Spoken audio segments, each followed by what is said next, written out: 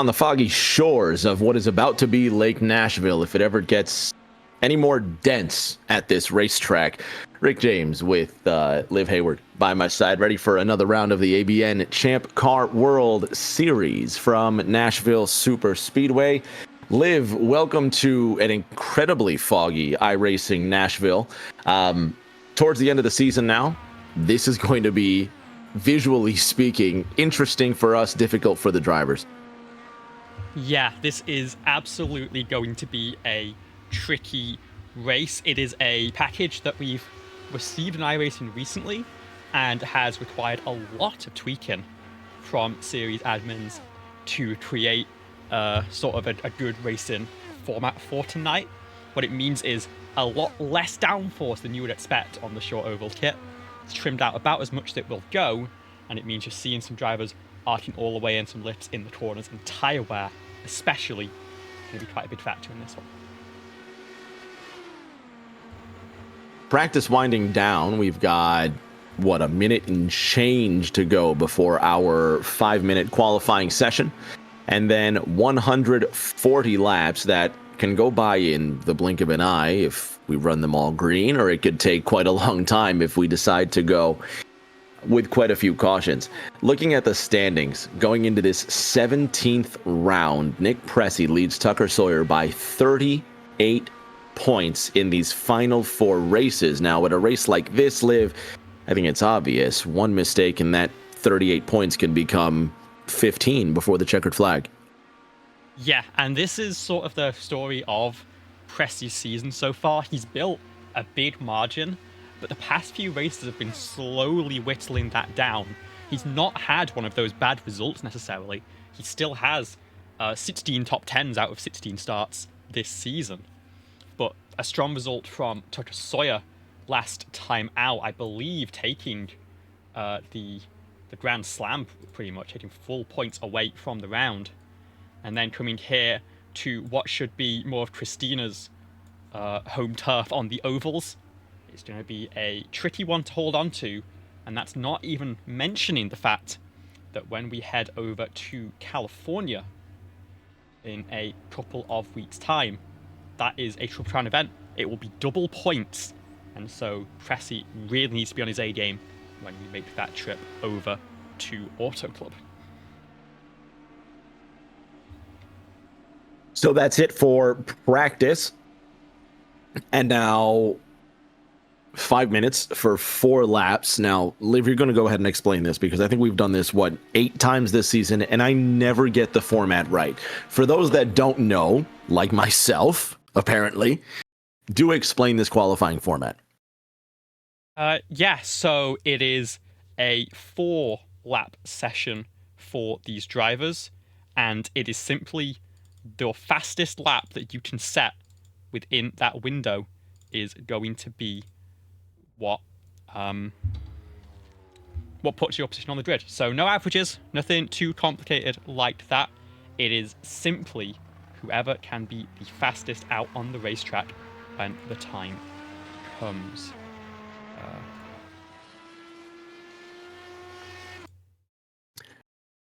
Couple of part-timers in tonight's field. Noah Belleville, one of those. Jason Scott, one of the Canadians in the number 29. And really, up until this 5 minutes is over, or we see that every driver has completed all 4 laps, it's almost impossible to tell who can come away with the pole. But such is the charm of an oval race, if you will. It is going to be, chaotic and very tight and put together, but it's almost the yin and the yang. This is the antithesis of the road course races that we did 2 weeks ago and all year long. Yeah, very much having to keep you on your toes in terms of strategy. The road courses, we've had some cautions recently, to be fair, but much more agile in terms of when you make those pit stops. If you maybe extend the fuel stint to try and catch a caution, especially, could be pretty important in these races. Seeing right now, Christina Ryan set her 3rd lap of 4. Just Sawyer's gone fastest, actually, in the number 19. So showing great qualifying chops for one of our typically road course experienced drivers. But it's about staying out of trouble, especially There are no fast repairs in the oval events, which are different to the road courses where you're allowed one. That is the crucial thing. Christine Ryan finishes up her run, and Carmen Sienna goes to the top of the board in the number 96. Great work from Carmen there. Brent Roberts slots in to second place just behind. And Nicholas Pressey slow rolling this. He's only just about to start his run. So we'll see where the championship leader falls to at the end of the session.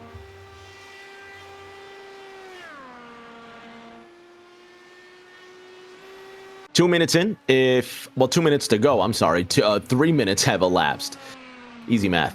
So far, Bryce Saucier is quickest with 23.83, putting Carmen Sienna down to the second position. As I'm looking at it, Liv, the majority of drivers have completed their 4 laps. Looks like Briley Wright may or may not qualify. Craig Yore has yet to come out onto the racetrack.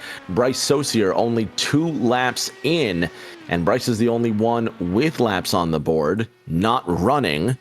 And he might be, well, no, now Craig Yore is coming out as well. So, well, and Nick Pressey goes top of the tree. So a bunch of things happening here. I'm thinking, when is Bryce going to come out? And his teammate Nick Pressey just went 23.80. So now there's a new challenge for Bryce Saucier to meet. Well, I suspect they don't have time for another lap. They've clearly, in that team, prepped the run plan to be the second flying lap that seems to pay off the best. And with 4 laps, they've started lap 3 already, and so the next time they would cross the line out the pit lane, it would be the white flag lap. They don't have that additional build-up time to make a second run necessarily. Bryce is going to go for it and try and knock his teammate off the pole position, but I wouldn't be surprised if they are very happy with executing the run plan as they drew it up, and there's not really much they can do to pivot to that now, as in fact, Bryce Saucier just making the pit lane practice. In fact, we'll keep focusing on Craig Yore, who has time for exactly 1 lap here. He's got to make it count. That first warm-up lap was only for 15th place. This is the lap where you're really up to speed. Can Craig Yore move into the top 10? And the answer is not quite. It's going to remain in 15th place. And that will set our qualifying grid. And so it is Nicholas Pressey who will line up on pole. It's an NPM front row lockout here at Nashville. A couple of teammates on the front row now starting for round 17. Carmen Sienna in 3rd, Bren Roberts 4th, Tucker Sawyer in 5th. So drivers get 5 minutes of a warm-up. We're going to see if we can talk to Nick Pressey and start the party from here. Don't go anywhere. We'll be back with Nick in just a moment.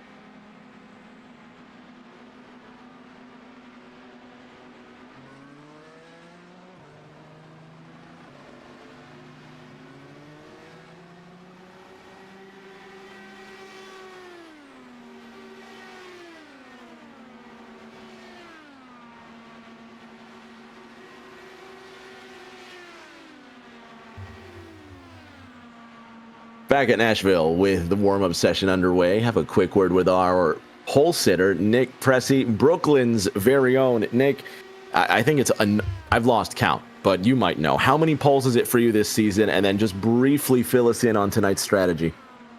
Tonight's strategy, go fast, go hard. There's only 4 races left in the season. It's been one hell of a season, by the way. I'm just gonna say that now. I was glad that I was able to get the pole. That's 6 for the year, and that ties the season record. Which that makes me happy. But it's just we haven't been exactly in the form that I was in earlier. So hopefully this pole is a sign that we can get back to that. This is it. It's we're in the final 5th of the season, so you got to lock in. 100% understood. So we're going to let you get back to work here. Liv and I are going to call the shots from up top. You go have some fun. Thank you very much, Rick. All right. So, Liv, you're the driver. You know what's up down on the racetrack.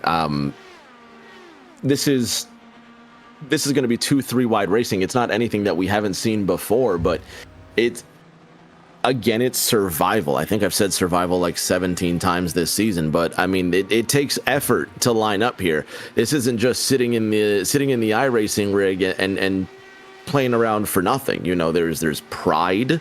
There's a lot at stake with still 4 races to go in the season. Nick Pressey, as well as everybody else that's chasing that championship that is still well in play for multiple people, are going to be hunting him down. Yeah, and I think the best thing for Nick is that he has his teammate starting alongside. It's very much going to be a team game, I think, with how they play this. And let's not forget that with that pole position, Nick has picked up an extra point that could end up being vital in this championship. So it's started well so far for Nick. He just needs to do what he normally does and stay at the front, stay ahead of the trouble, I think, as the main thing, and then make sure to execute the strategy as it needs to be. I'm just looking at the fuel numbers. I think we're expecting 40 laps per stint or so at full push. And so 3 stops likely, 2 stops maybe, and especially if you have cautions, that'll mix things up massively. There's a strategy for the race. So we're going to get this figured out. We're going to throw these cars on the racetrack and see what happens. The warm-up is over. Don't go anywhere because we're not going anywhere. We're going to stay with you here in the next 60 seconds. We're going to be back with our starting grid. Don't go anywhere. 60 seconds, and we're going to be rolling.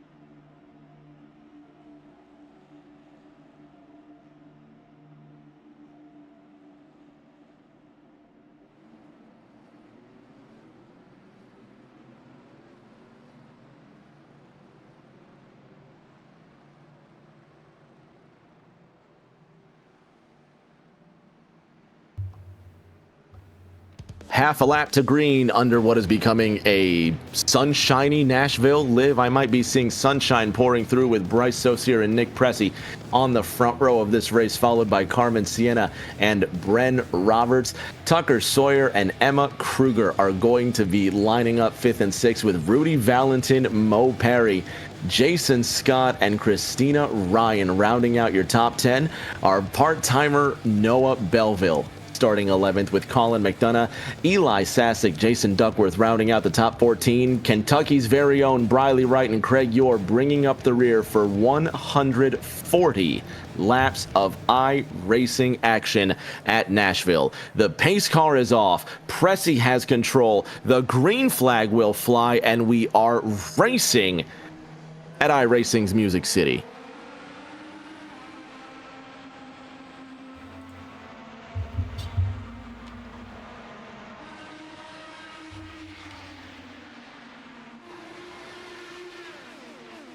Half a lap, and they're still all planted on the ground, 2 by 2, 7 rows deep. Liv Hayward, great start for Nick Pressey. Carmen Sienna follows, and now we've got cars making contact out of 4. We got this pack in the battle for the very tail end of the field. Looks like all cars are still in one piece. As we look at things back at the front of the field, it is Carmen Sienna who's punched a hole through that Nicholas Pressey eMotorsports duo and is looking to try and threaten for the race lead. It is still your pole sitter who leads the way. Hits for another bonus point as well for that lap led. He's going to try and lead all of them, including, most important, lap number 140. Sienna goes purple, 24-24. Quickest lap so far. We're 3 laps into our 140-lap event. Round number 17 of 20 in the ABN Champ Car World Series. I'm Rick James with Liv Hayward by my side. Nick Pressey now breaking out that lead. Liv, you're the driver. You can give us perspective on how difficult it is to keep up with that draft. Now, as give us perspective from Pressey. How is Pressey pulling out that lead? And then, as Sienna, how do you try and trail and stay in Pressey's draft?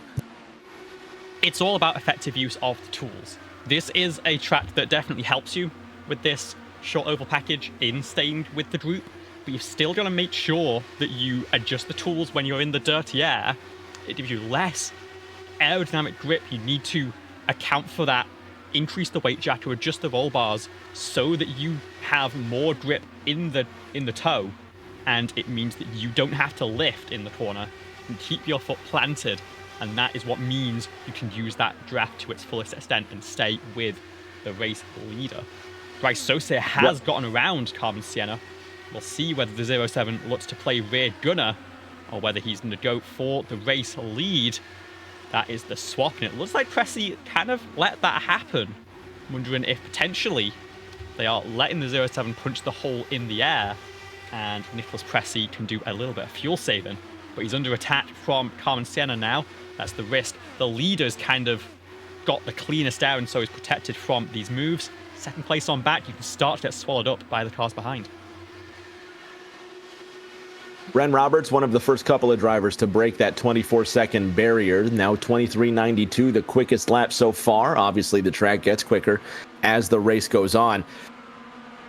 Liv, we're only 8 laps into this race, and I'm getting nervous just looking at the different battles on the racetrack and who's trying to not collide with who. Is it, again, we're talking about the sim racing experience here, but it looks difficult, genuinely, trying to keep this car moving in a straight line. Yeah, it's a very trimmed out package here, and the difficult thing you have is that it's fairly low bant here at Nashville, and it's a Let me cut in for a moment. Surface. For the layman like myself, you use the word trimmed out. Now, that's racing jargon, but when you say trimmed out to somebody who has no idea what an IndyCar is for, give us a definition.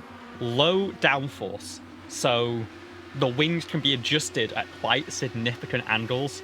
The more it sort of attacks the air, the more it is sort of cutting. The more it's cutting through the air, the less drag you have. But the problem with that is that you need to hit that air to produce a downforce. So we've got these cars very streamlined at this track. They are slicing very efficiently through the air. But what that means is it's not using that much of the air in front to produce downforce, which means you're relying on the mechanical grip of the tyres a lot more. And especially on a concrete surface, that can be very tricky because concrete is naturally a little bit more abrasive than you would find on the typical asphalt track. You mentioned this is the low downforce package. I'm looking at these cars, and of course, my racing memory extends for like a solid 8 years in the 90s, and then it's all garbage from there. But when you say low downforce, I see the massive end plates on the front and the back, and I'm thinking this looks incredibly high downforce compared to some of the low downforce packages we've seen before. Yeah, and this comes down to a change that was made in the Real World Series for when they came here, I believe last year. They switched Nashville from being on the Superspeedway aero kit with that sort of pencil rear wing almost to being on the short oval kit. And what that's meant is that we have these big wings fitted to the car. What that's meant in iRacing, though, is very monotonous racing where you can pretty much just follow in a line the whole way. And so, while we can't change the package itself, we can change the setup, the angles of those wings, and the placement of wickers to try and mitigate that and to bring it back to what we've seen in years past here, and of course, what we see over in the real world. 15 laps into this race, Nick Pressey still leads, and surprisingly enough to me, he's held that lead for the majority of this race. Bryce Saucier's seen a little bit of the lead. Carmen Sienna has made her place comfortably in the second position, and the Ohio pilot defends her silver medal place. Now from Bren Roberts, who wants to join the field. He's going to have a little bit of fun here too. Bren slots into the third medal spot. Bryce Saucier to the left-hand side, and the battle for third live is hotter than anything else on track right now. Yeah, and this is sort of that magic zone where there's enough dirty air from the cars ahead where drivers sort of have to lift into the corners, but where there's not so much, they're still able to navigate runs and to make those side-by-side moves. You can see that the top six have all started in the top six. There's been slight movements between them. And then further back, you've got drivers like Noah Belleville, who's up 3 spots. Bradley Wright, who's up 3 spots as well. And then a couple of drivers falling back, maybe with some fuel save. But it's not the easiest track to overtake at here. It really never has been. And so we're going to see how important the strategy is. Those pit cycles and executing those perfectly is going to be the key to staying at the front of this pack, or maybe shuffling yourself into the conversation. You mentioned pit cycles again. We're talking what? Between 30 and 40 laps on a fuel run, possibly further? Yeah, 40 with a little bit of save, and I'd say 45 is about the limit of what I expect drivers to do in full save. And so if we get that caution around lap 90, that'll come into play. But I think it's likely to be a 2-stop, maybe a 2-stop race, but likely a 3-stop race. We'll see if drivers can pull off that fuel save strategy, or if there is a need to. Of course, one caution and everything collapses back into place. But I'd say we're about halfway through this first stint at this point, and drivers are now going to be making the preparations for when they want to make that pull down pit lane.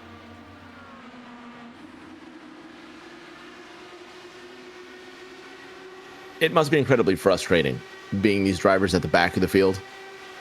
Well, frustrating or they're just being patient, because drivers like Christina Ryan, for one, she's minding her own business comfortably in 10th. We're on board with Noah Belleville from DeSoto, Missouri. He's up 5 places from where he started Liv, and it looks like he's made the top side his home.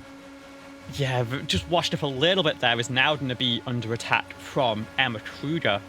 But that is the key in this situation. If everyone is using those bottom 2 lanes mostly, you've got to use the clean air at the top, because again, it means that those wings have the neatest airflow to work. They produce the most downforce. and that can let you run a line that other drivers down low wouldn't want to do in the lead of a group.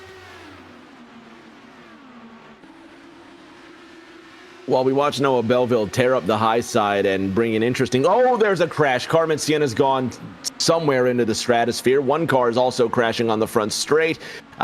Caution's obviously going to be out. It was Tucker Sawyer, the championship hopeful. I said Carmen Siena went into the stratosphere. It was Tucker Sawyer that nearly went for a flight down the front straight. Caution number 1 is out after 24 laps. Liv, what happened? Your guess is as good as mine. We've got the replay queued up here. This is that fight. You can see Tucker Sawyer on the inside here, Carmen Siena on the outside as they come through turns 3 and 4. And it's going to be around about here. Is it Tucker that comes up off the corner? It seems like it is. Carmen's holding that line behind Bryce Saucier. The 19 just washes up ever so slightly and then takes off over the rear wing of Carmen Siena. Slides, jumps through the grass. And unfortunately, I would expect that to be a pretty significant damage for both cars and could be our first 2 retirements of the race. Just misjudging the dirty out of the corner, I think. Sawyer getting that a little bit tight and ploughing up the racetrack. So we're going to let the drivers get tires, get fuel, and we're going to begin the next phase of racing as some of them need to get entirely new parts for their race car. 26 laps underway at Nashville. We'll be back in a moment with the green flag.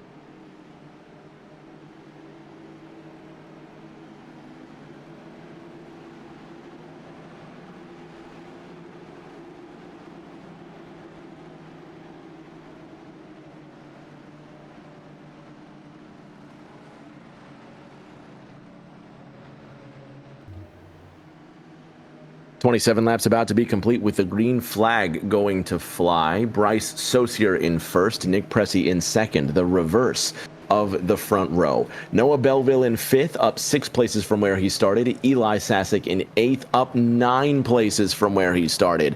Green flag will fly at Nashville. We've got 140 to do, 28 underway. Let's go racing.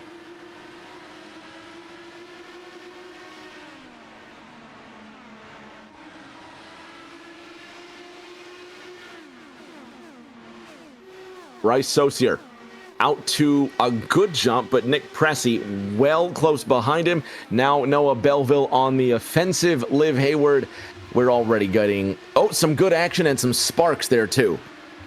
Yeah, no, we got some great moves here. Belleville up 8 spots now from where he started to the 3rd position. Christina Ryan as well is making those moves on the low side. Played quite a patient game early, but is clearly slicing and dicing here. And I think the difference here for Christina Ryan is that we've had that caution. It has eliminated the fuel save as a potential option. We are guaranteed 2 stops to the end if we stay green from here. And I think now that means the number 80 is looking to get to the front. Saucier leading now, but Pressy close behind him, and Noah Belleville in that number 41, the Season 9 Thursday Night Thunder champion. Now trying to get up to that 2nd position, and if there's one guy that can win at an oval, it is Noah Belleville, winning, I don't remember the number, I think it was 11 out of 16 races in Thursday Night Thunder, and something just impressive. So never count him out to win a race, but especially don't count him out to win an oval event, and already he's giving Nick Pressy a lot of trouble. If I'm not mistaken, I believe it was Noah Belleville who won here in Season 2 the last time that we raced at Nashville, so has experience at this track. Of course, we mentioned the new package that is being used compared to last time out back all the way in 2022.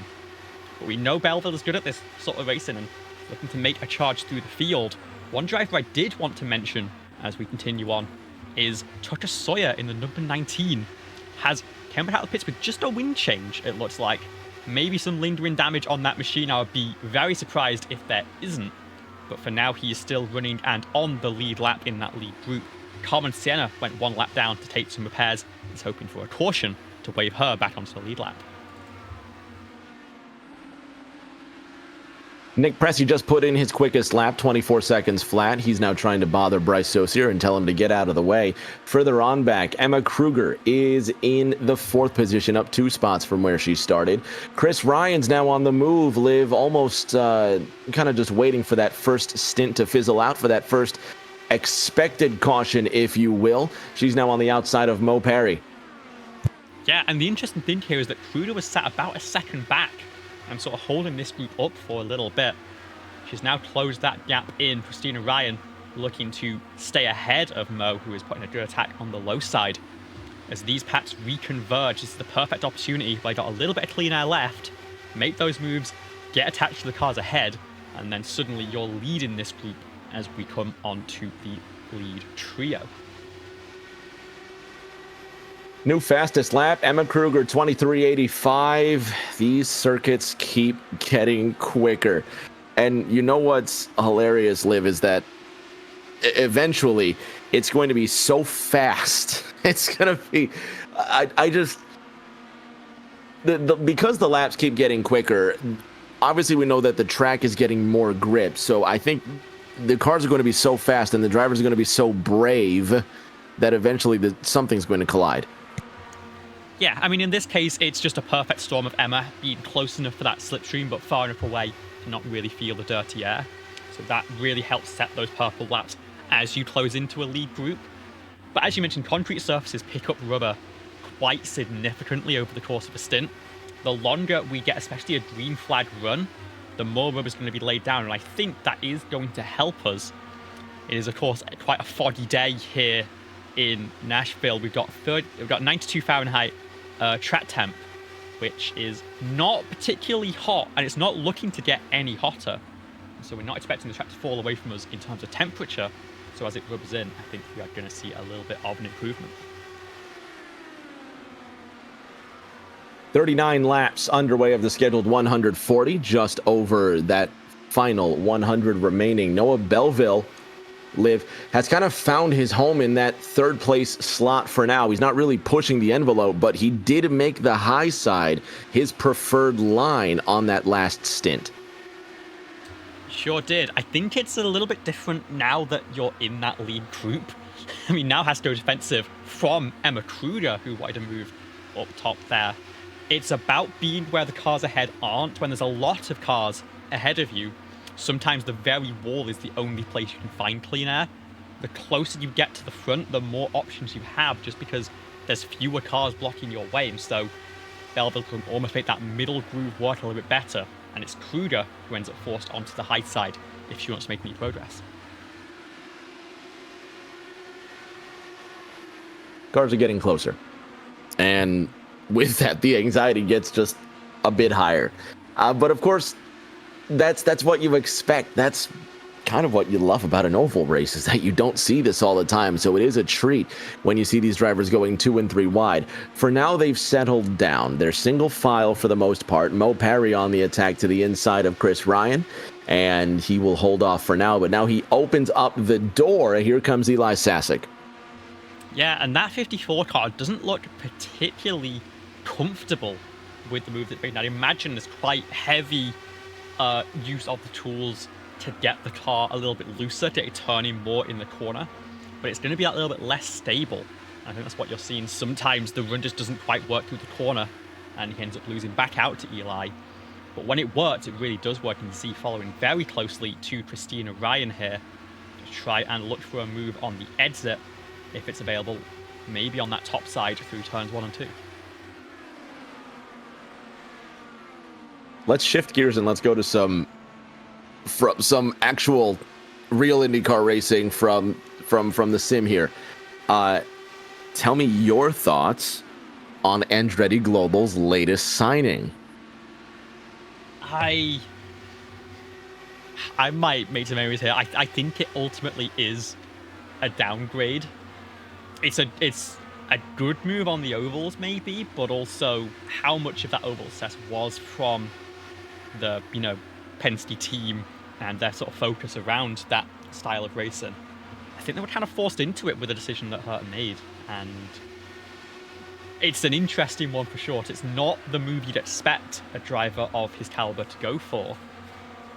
It's interesting to see, and I think it's more of Andretti scrambling to do what they can after being put in that spot where they're missing a driver. Do you think it's a replacement for Colton Herta, who is now Cadillac F1's test driver? Yeah, no, it for sure it is, and I can't see that working, to be honest, but I'm a little bit biased in that regard. You can't see Colton Herta working at Cadillac F1? I don't think F1 necessarily wants Colton Herta. Ooh, okay. See, now I'm a little out of my depth, so I don't have an opinion. And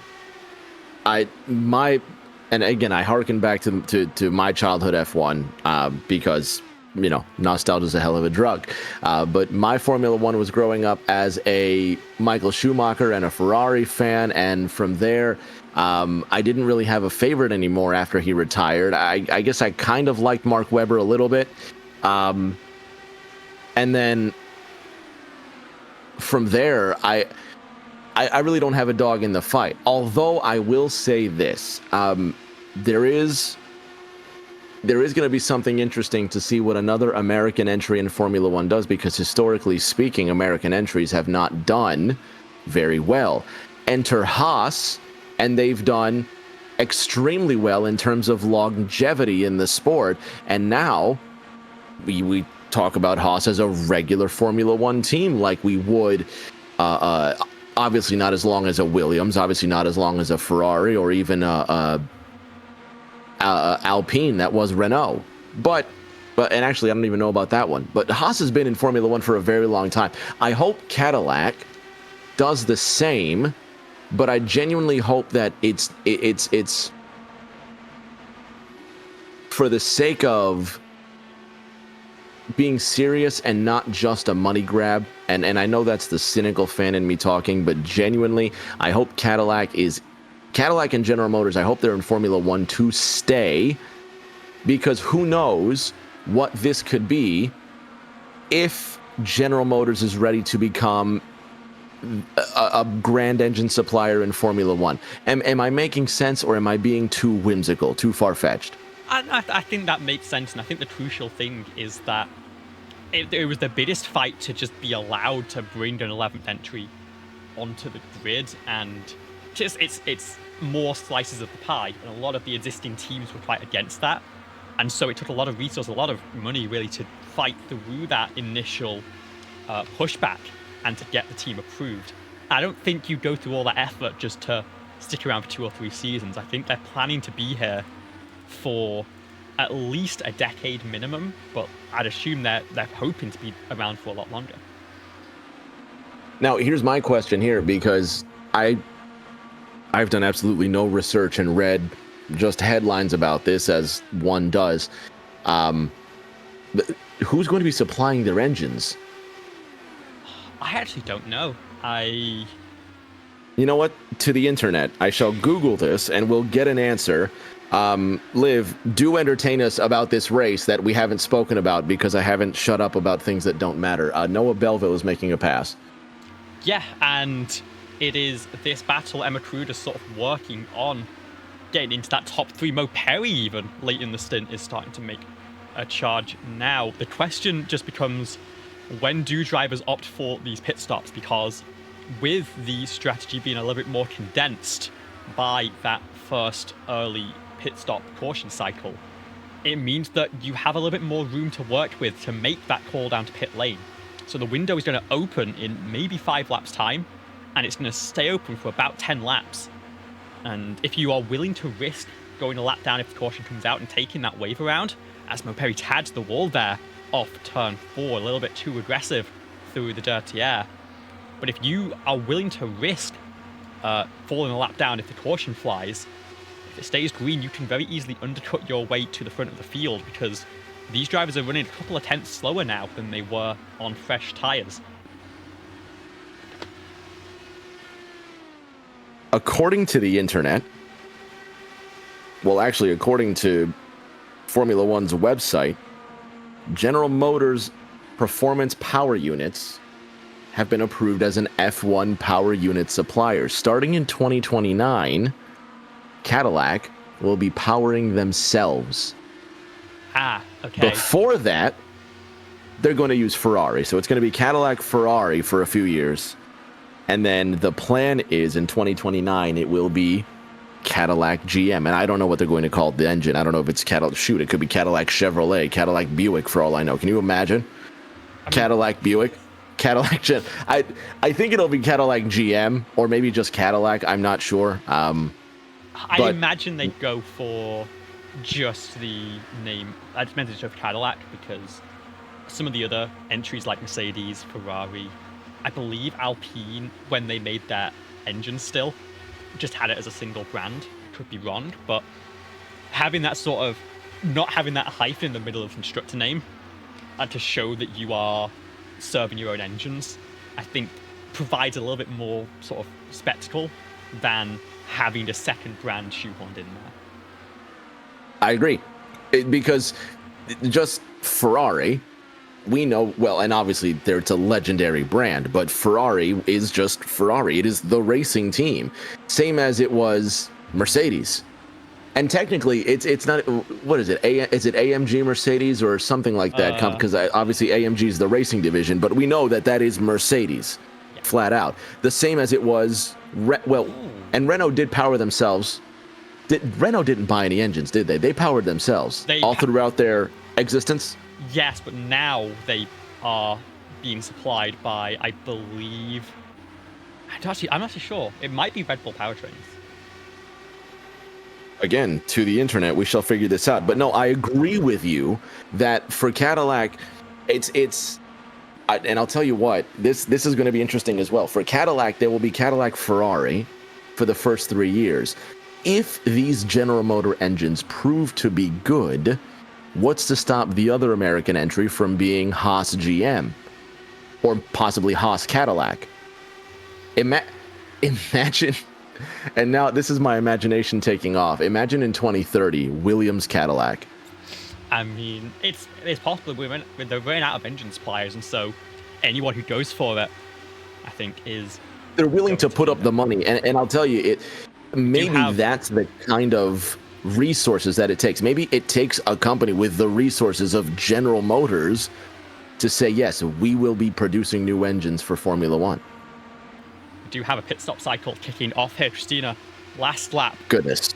Nicholas Pressey in this time by. It's all about making sure you don't speed on entry. You saw the access road being used by both of those drivers.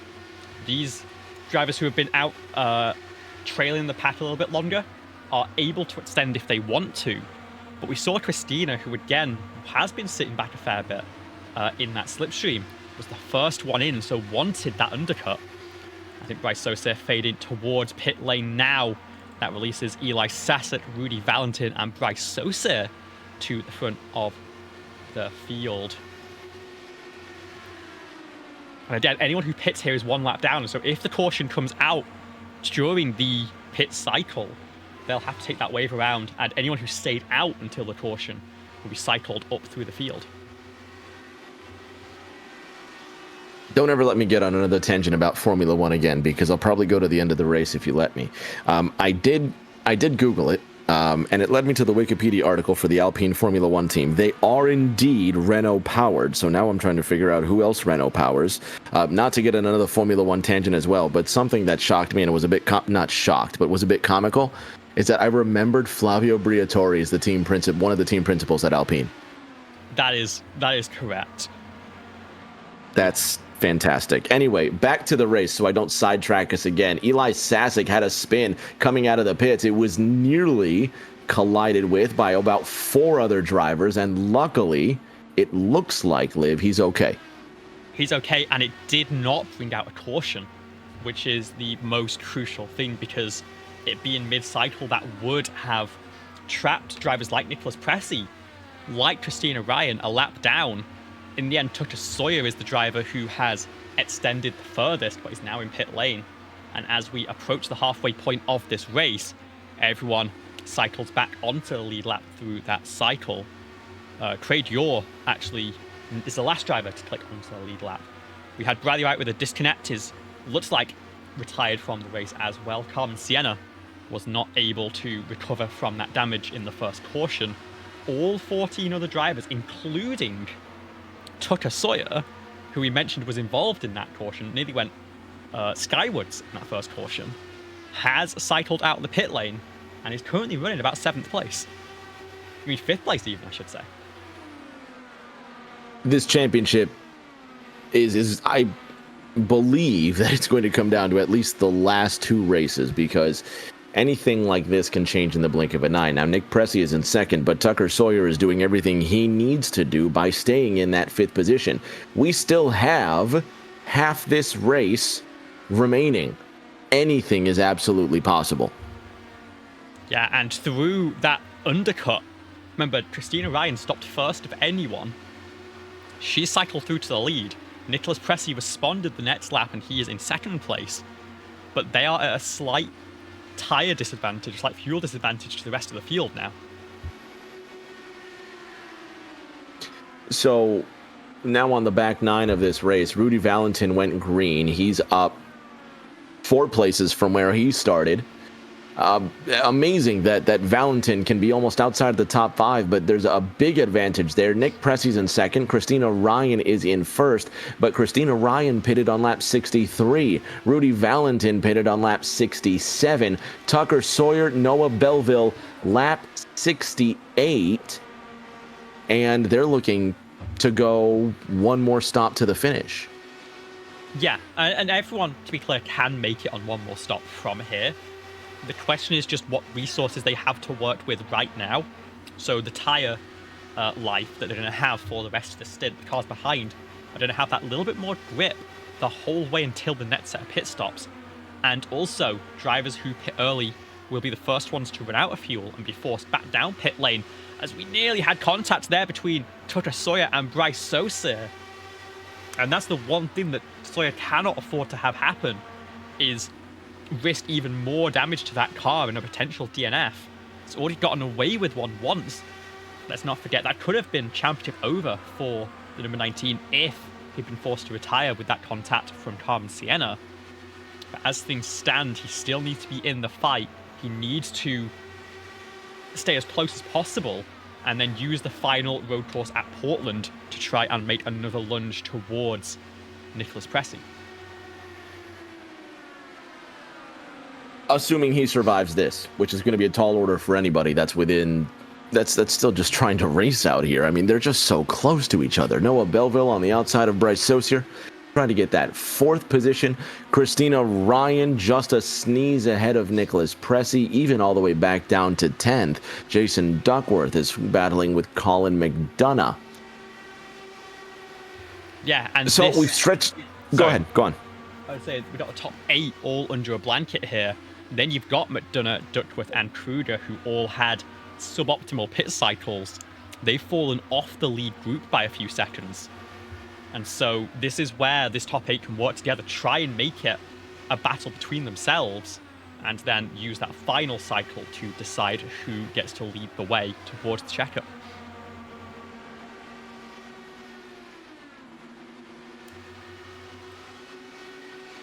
I've sidetracked myself. Now I'm just looking at each team in this year's Formula One season and what chassis, what engine is paired with that, and their driver listing and all this. I need to get refocused on these Indy cars out here. Unless you'd like to keep discussing Formula One, because I'm good for either.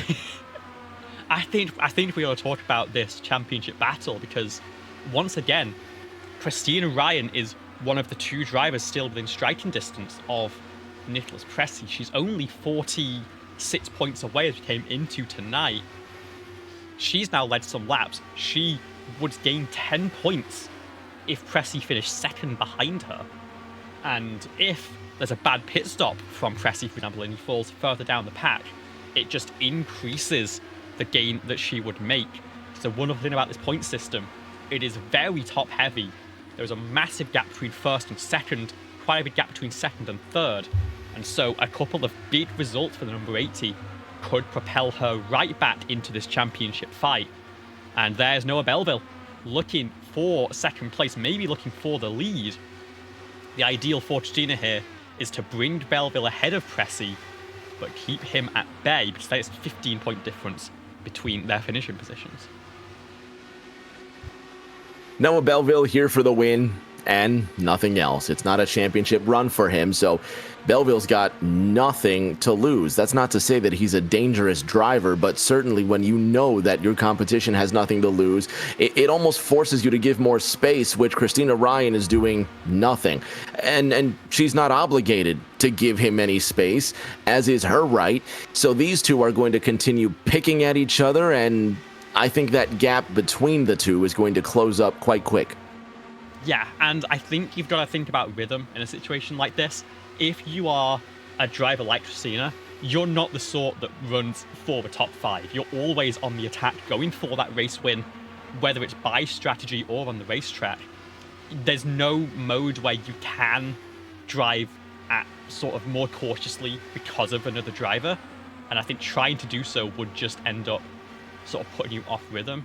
And more than that, if you are willing to sit behind in this sort of package, you're going to get under attack from everyone else behind, and it's going to put you in a really difficult position. As you can see with the attacking that she's been doing, she stayed at the front. Pressey is now down to 5th place, which awards 30 points compared to the lead of 50. And here's Tucker Sawyer as well, looking to make it double trouble for Nicholas Pressey, because Tucker is up into 2nd place as well, and he is the other protagonist in this 3-car championship fight. Christina Ryan enjoying this battle behind her, 2x2, and well, not anymore. I was going to say 2x2, 2 rows deep. Nick Pressey struggling. He's about to be split by Mo Perry and his teammate Bryce Saucier. Noah Belleville now on the inside, and he cannot hold off that 2nd position. Rudy Valentin in the 78. He's now in this mix with Bryce Saucier joining the fight. It's almost impossible to just focus on one car in one position because they're all mixing amongst each other. Yeah, and Tucker Sawyer caught the wall there off turn 4. Getting that car a little bit beat up already. We'll see if that causes any further problems. But I think the problem that Pressey has, as he's now down into 7th place, nearly at the tail end of this group, is that because he pit first, he has the oldest tyres of everyone, and you can make that work if you're in clean air at the front of the field, as Christina Ryan is showing. But the moment you end up getting caught behind someone and getting into that dirty air, you're on equal footing to everyone else, except they have the fresher tyres, and so you just get swallowed up very quickly. That's why it's extra important that Christina does not let these drivers through, because she'll have that weight, she'll be under immense pressure, and it'll be very difficult to hold on as Tota Sawyer on those fresh tyres comes through to take the race lead. And we'll see how Christina tries to fight this back with Noah Belleville on the inside.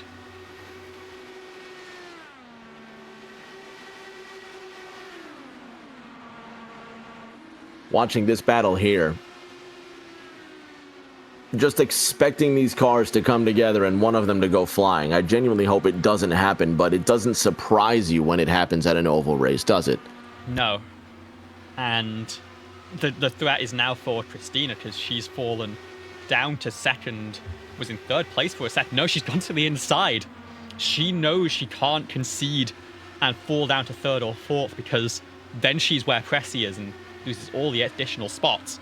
She makes a big move to the inside, retains the race lead from Noah Belleville and Tota Sawyer, and she's going to now just hope that they fight amongst themselves again to extend her down to the final pit stop. And there's the weave. There is a massive defense going on behind your race leader.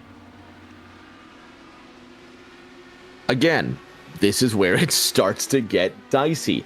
Remember, drivers last pitted between laps 63 and 68. So if they can go approximately 45 laps, then we can expect them to start their next pit stop cycles somewhere between the next 10 to 15 laps. They need to put themselves in position for that. This is where you start to set up the money stop, if you will. Yeah, and it's going to be very interesting to see when drivers like Christina and Nicholas go for it, given that they were the first to respond. And it worked out for them in the initial run of the pit stop. We've seen Pressy now struggling on those old tyres, but they're going to have to make an early call compared to the rest of the field. Are they going to pit as soon as the window opens to try and build themselves a bigger gap and hope that this time they can stay out front and retain those top two positions? But Sosa gets tight through turn 2, nearly washes up into, I believe that was Rudy Valentin, and it's going to fall a couple of spots back towards his teammate in 8th place. Before this pit stop cycle, let's briefly shift gears back to IndyCar. Actual IndyCar, not the ABN Champ Car World Series.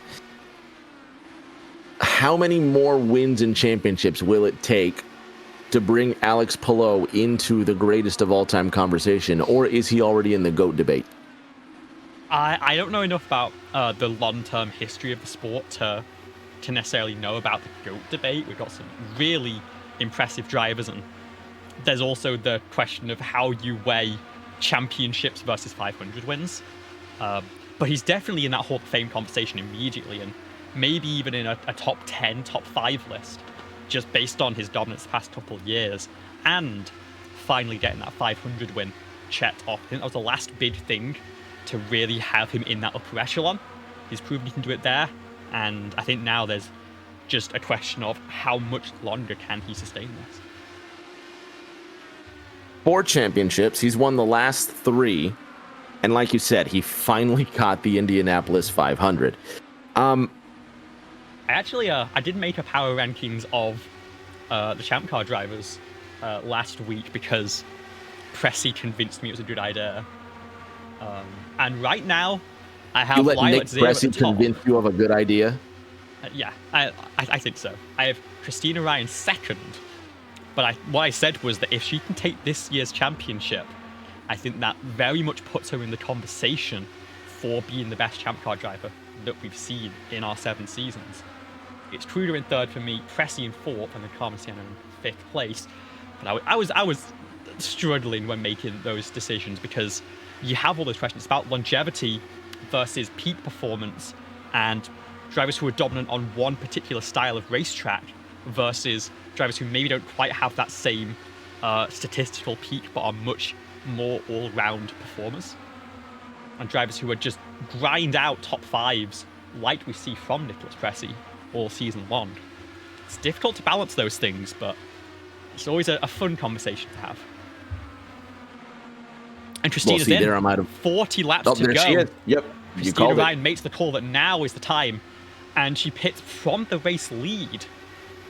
So she's further up in that pack. That's the crucial thing here.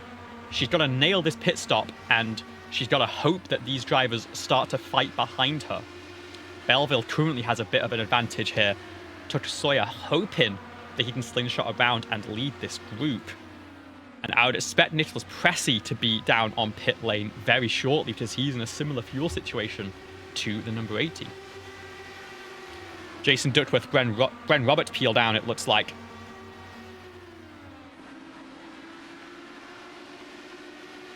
Starting and to set him up. is devastating for Christina here. Final 40, yes. Well, absolutely. She's going to be trapped a lap down. There goes, honestly, the championship's not over if the caution comes out right now for Christina Ryan, but you can start nailing that coffin together. Don't put the last one in yet. What is it? 38 laps to go. DeSoto, Missouri's Noah Belleville leads this field. Tucker Sawyer finds himself 4 places ahead of Nick Pressey, who comes in with a strong 38-point lead into the final 4 races of the season.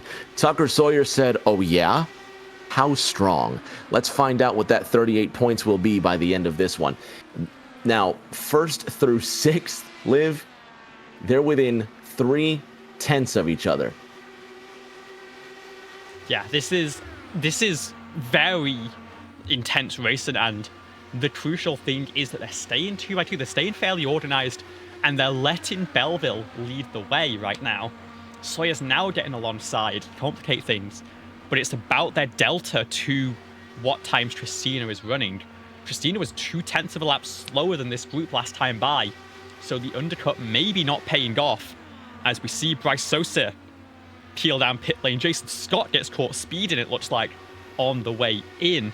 We also had an incident for Trade Yaw that I'm going to quickly go back and have a look at, as the Australian came down pit lane, and it was a little bit of contact, it looks like, with Bren Roberts. Spins, breaks off the nose of the car, and it looks like could be day done for Trade Yaw. Belleville's on his way in. Noah Belleville's on his way in. Tucker Sawyer's your new leader. Rudy Valentin, Nick Pressey, 2nd and 3rd. Colin McDonough, he's going to also come in as well. And Mo Christina Perry Ryan. Mo Perry got a speeding penalty. Oh no. Well, those are the dangers that you face. This is why they call it the money stop. This is what can make or break your money for the race, your points as well. So Christina Ryan, now down the back straight. We'll see what the delta is to her rivals coming out of the pit. Sawyer. Did Tucker Sawyer get a speeding Tucker penalty? Sawyer has a black flag on the way in. Oh, Pressey is clean. Valentin's clean in that last group. As this cycles some drivers onto the lead lap, Tucker will go a lap down through this pit stop cycle, and that could be championship all but done for the 19. It could be a 2-horse race as we head into the final 3 rounds. And you know, the 2-horse race, if it is Christina Ryan and Nick Pressey, this is exactly what Nick Pressey needed. But these are the moments where Tucker Sawyer opened this season just winning road course after road course after road course. And when it comes to these moments, if this championship ends up with Sawyer finishing anywhere other than 1st, he can look back to this race, as Nick Pressey was almost just obliterated by Bren Roberts. Tucker Sawyer can look back to this race and say, these are the moments that cost you a championship. Yeah, that is brutal. Tucker Sawyer finally gets rolling. As we saw, Christina Ryan swept through, has now a nearly 2-second lead from Rudy Valentin and the rest of this group. It goes Valentin, Roberts, Sosa, Belleville, Pressey, and then Kruger in this trailing pack. But they have to find a way to catch up to Christina Ryan, and right now they are outside of slipstream range by the narrowest of margins. It's got to be qualifying laps for the 80 to defend this lead.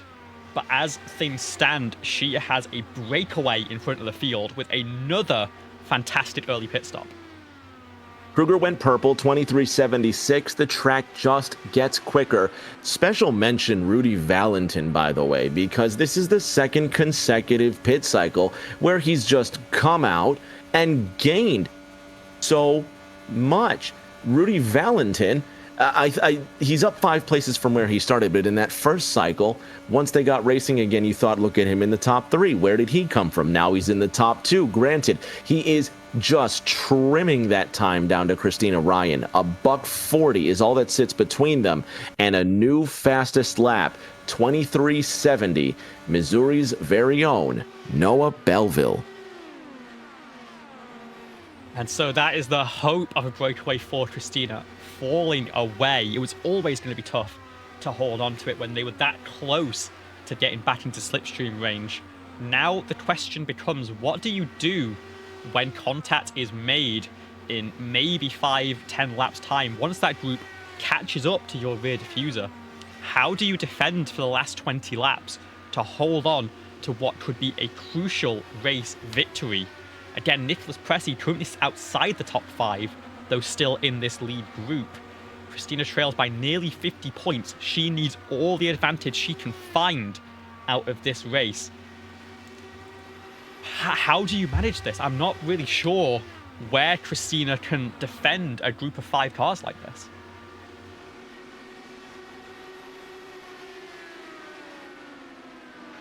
Bren Roberts in that second position, 3/4 of a second behind Christina Ryan. Rudy Valentin stuck with him.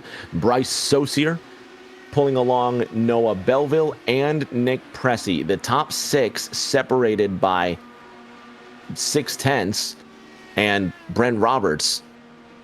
Oh my goodness, Christina Ryan just trying to get around Colin McDonough. Not sure what kind of obstruction we were looking at there. I don't want to miss any action there, but to me, Liv, it looked like Colin was just slow out of the 4th corner and trying to stay out of the leader's way, but it could have got ugly.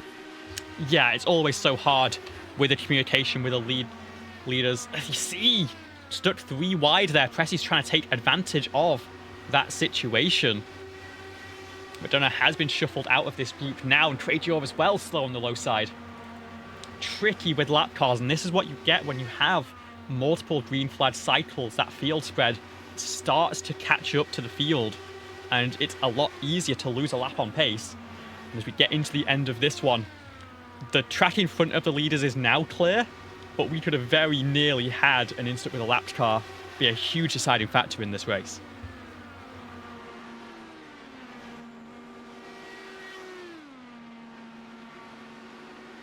0.2 is all that's left between Christina Ryan and Bren Roberts. 20 laps to go. And now the top 6 separated by 0.5 seconds, which 2 laps ago was the distance between first and second. Noah Belleville making contact with that wall. 2, almost 3 wide for the lead. Bren Roberts has that low side now. Bryce Saucier shoots the gap. It is 3 wide for the lead. And it's Saucier on the low side who is going to lead the way and lead Nicholas Pressey through. Christina Ryan boxed out on the top side. Belleville gets through. Bren Roberts still stuck side by side with the number 80. But Christina's been shuffled all the way down to 4th position now. And this contact between Roberts and Valentin keeps both cars pointed in the right direction. But it is getting very chaotic now. And it is Saucier and Pressey, the teammates, leading the way once again. 20 laps to go as they cross the line. Bryce Saucier barely leading this race. Nick Pressey in second, and I've seen this dance before. Let's go to the Gen 4 cars a season ago in Thursday Night Thunder at Daytona. Both cars leading both lines.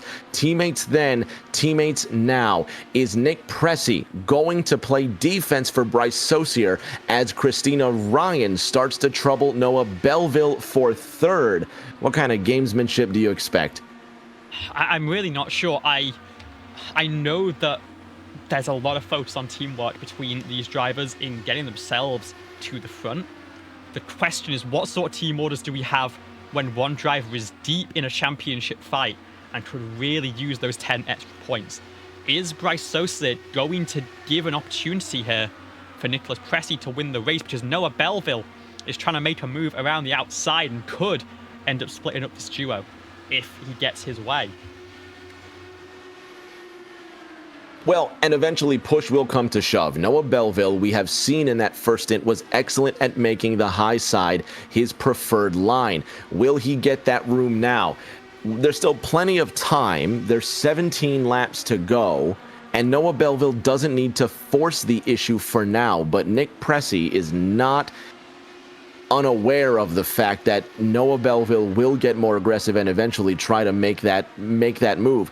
But now Pressey opens the door to the inside of Bryce Saucier. Liv, here comes Belleville. 16 sweet laps remaining. Yeah, and this is an interesting thing about Pressey's strategy. We saw in the first stint, one of the first drivers in pit lane, and then faded through the rest of the stint. He then extended, saved fuel, go late, and he was leading the way. He had the freshest tyres, but now he's getting swallowed up once again. Brent Roberts to the inside, Noah Belleville to the outside, Christina Ryan looking for a way through as well. Bryce Sosa is leading the way, is playing the lines, but I think needs to play the team game here to try and get separation for Nicholas Pressey so that he can be ahead of this melee in the final laps.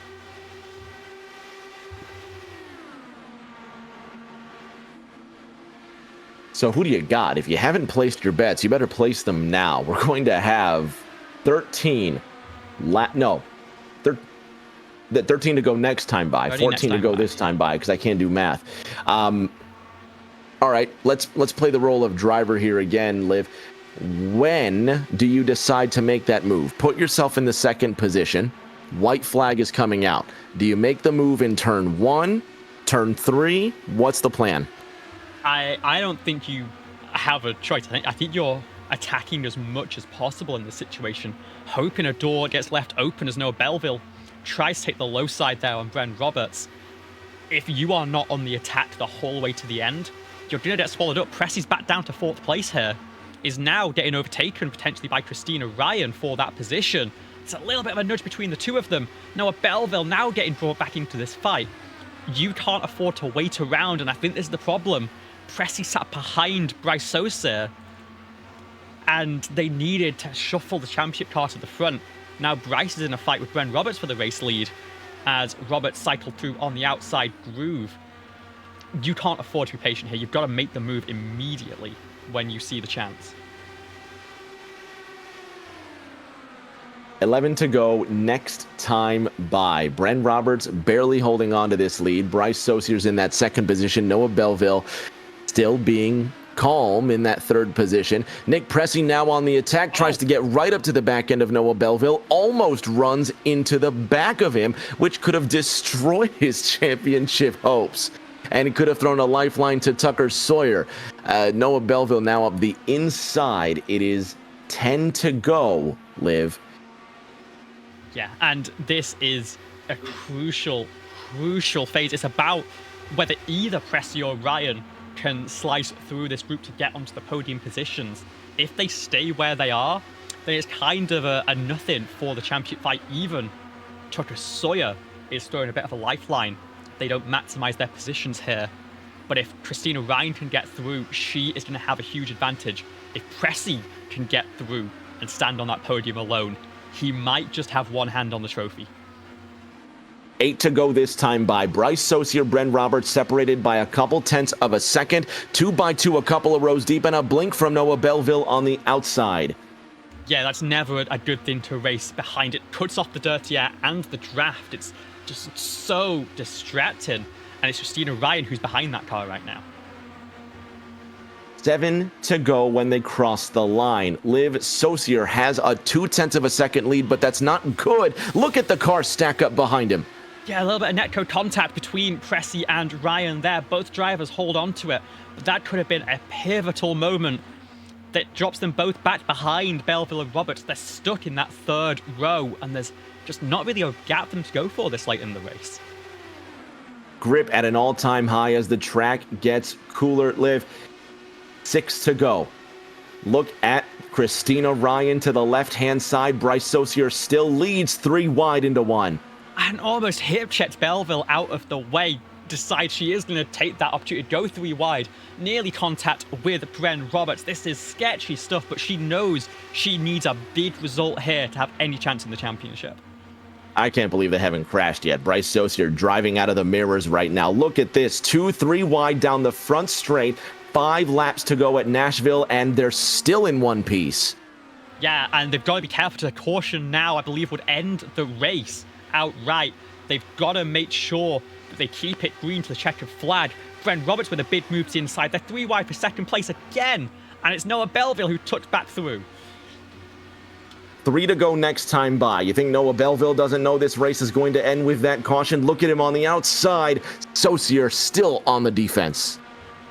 Yeah, and it's shuffled Christina back down to 4th place. Pressy's a row behind her now, though. Doesn't really have any options. Seems to hope that this lead group forms enough of a logjam that Christina cannot get through onto that podium. They space out just a bit behind them, while 3rd and 4th still trying to jostle. Nick Pressey cannot get caught up in any accidents these drivers might put together, Liv. It's 2 to go. Next time by, Noah Belleville diving to the inside, and he's making his move for the win. Yeah, this is very, very tricky stuff. Belleville and Roberts go side by side there off the corner. It opens the door for Christina to get back into 3rd. She's going to try and force Bren to the outside. Belleville, go to 2nd place. But she's just not got that grip on the low side on those old tyres anymore. Look at Belleville to the left-hand side. White flag this time by, almost 3 wide for 3rd. Belleville can take his time with Bryce Saucier. One spin out the back. This could be the race. Bryce Saucier still in the lead as they cross the line. Noah Belleville behind him. We stay green. Belleville on the outside. We haven't seen the lights yet. They're still racing. Saucier has the advantage. Almost 3 wide for 2nd. One more move for Noah Belleville. Does Bryce Saucier throw the block? Belleville on the outside. Saucier trying to defend. Christina Ryan could throw her hat in the ring. Belleville will try to drag race Saucier to the line, and it's Bryce Saucier. Noah Belleville in 2nd. Christina Ryan in 3rd. What a finish. And Nicholas Pressey was behind that spin, gets caught up, and ends up limping it home in 7th place. It's a big swing of points, but with Christina only finishing 3rd, it could have been worse. It's his teammate Bryce Saucier with a fantastic finish. He will take the race win here at Nashville. What a last lap. Bryce is going to burn the house down. He gets a win for his teammate Nick Pressey. The points are going to be shaken up beautifully. Nick Pressey coming home with a 7th place finish unofficially. Tucker Sawyer finishing in 10th as well. Talk about damage control at the end of this one. We're going to let Saucier celebrate. We're going to grab our podium, and we're going to talk about these numbers before next week's race. Don't go anywhere.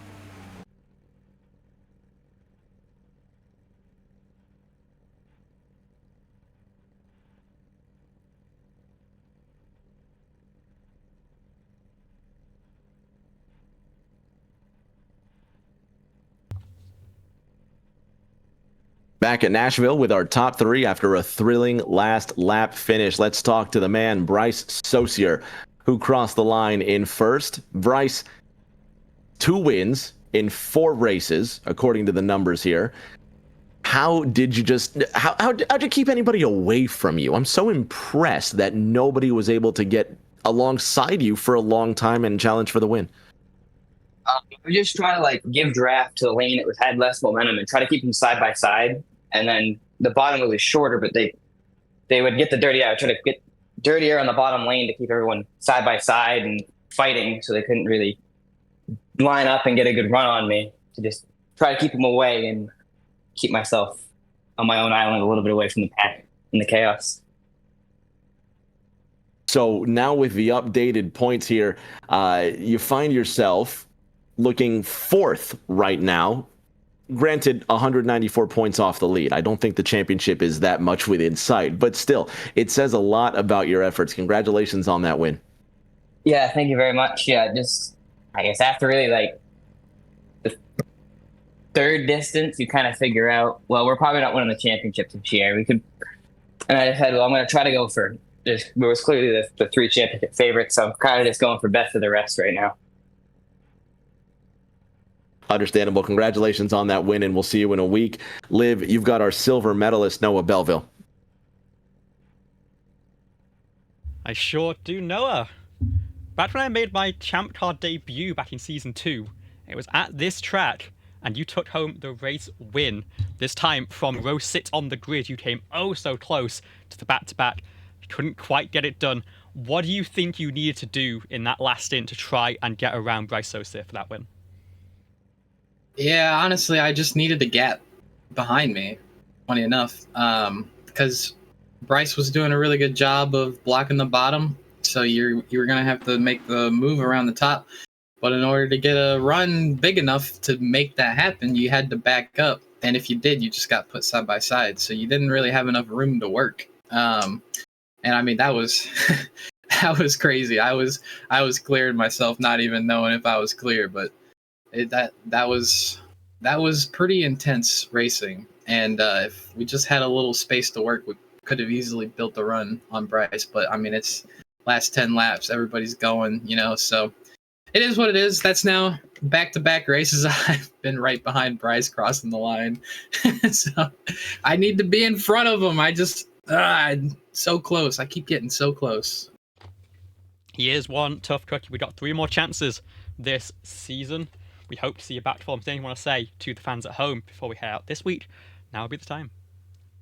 Yeah, thanks for watching. Thanks for putting the race on. And that's it. All right, thank you so much, Noah. That was our 2nd place finish. And now standing by Rick James is 3rd place finisher, Christina Ryan.